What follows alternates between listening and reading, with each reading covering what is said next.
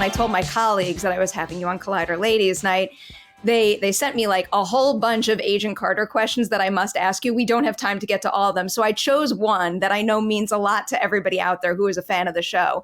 Have you ever imagined how things might have panned out if the story had continued to explore the Peggy and Daniel relationship for a little further? What season 3 and maybe beyond would have held for them? Yeah, well, I remember when we were filming, I think it was Winter Soldier, when she's in bed, she's 96, and I love doing that. And she's like, it's been so long.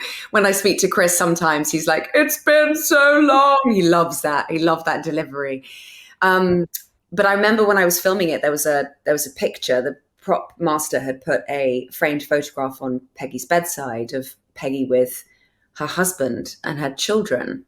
And Louis D'Esposito ran over just before we started rolling going, take that out. We don't know yet. We don't want to limit ourselves by kind of suggesting this is who she's married.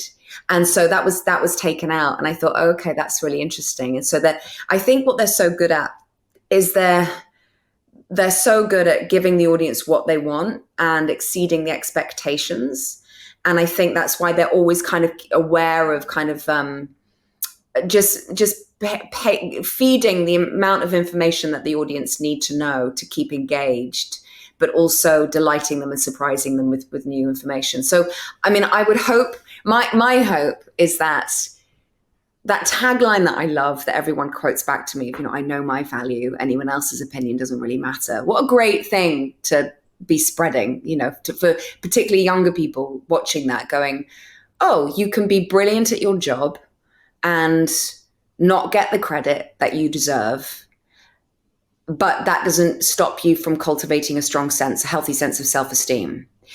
And I love that. However, I now would want her, and I would love that to have been developed, that she does get that validation, because getting the validation from the outside world opens up opportunities for her to have more agency in the jobs that she's doing and the role that she's playing.